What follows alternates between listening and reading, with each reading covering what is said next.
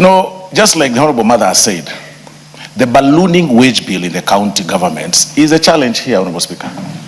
That you send a lot of billions to the counties, but 90% of it goes to the wage bill. When you talk about the CECs and the CEOs, you forget the fact that those CECs and the chief officers, each of them has been allocated a driver, a PA, I think somebody to carry a handkerchief, another one to carry I don't know what, you know. And I mean, without roles well defined, a chief officer has got about 10 officers behind him or her. A CEC has got about 15 officers. And by the way, going to the nitty-gritties of the operations within the county government, you realize, Honorable Speaker, that even CECs have no role. Governors engage the chief officers directly because they are accounting officers. So the CEC's role is limited to reading newspapers from page 1 to obituary, Honorable Speaker, every day in the office, and called upon to accompany the county governors to functions. And that is why you see in the functions of the county governors, the very tent that you see that shouts, you know, with ululation and clapping for the governor, 90% of them are county government workers. It has nothing to do with the public. All those seats that you see in front there and people clapping in suits, well-dressed suits, designer suits, very smartly dressed ladies, all those seats in front there, and gentlemen, all of them, I'm being guided by Honorable Cynthia who wants to be governor, but all of them sitting in front there, Honorable Speaker, clapping for whatever the governor says. If he laughs in his speech or her speech, they will clap, because that is the limitation of their role.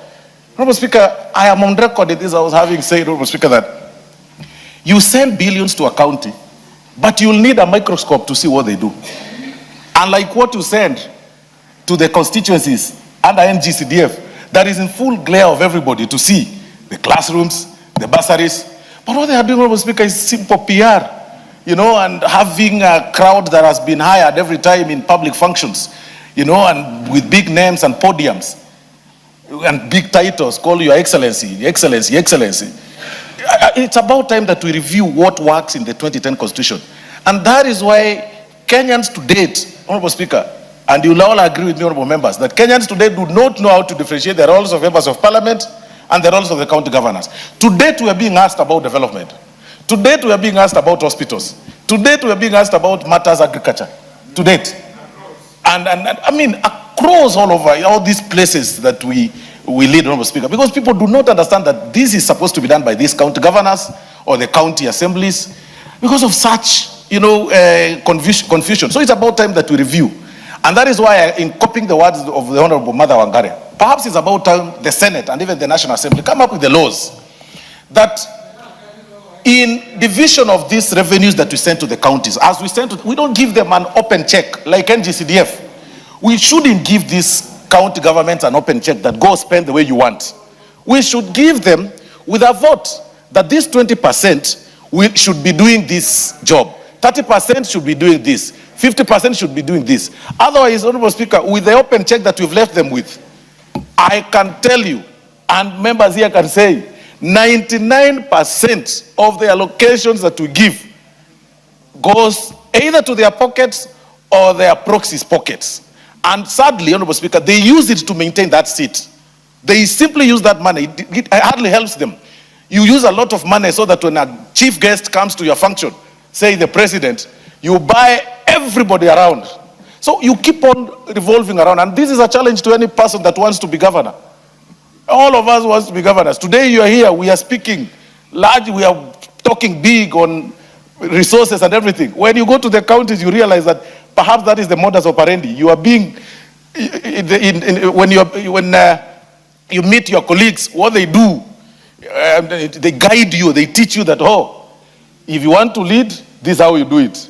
You know, beat those people who don't side with you, have a whole dozen of goons around you, have a team that cheers you in funerals and functions, and then you find yourself having lost hope. But when you leave office, the world is round. You will suffer because you've spent public resources, you've left mothers and children die in hospitals because of these things that, you know, because of selfishness that we have. So, Honorable Speaker, I feel bad for devolution. We added money here the other day.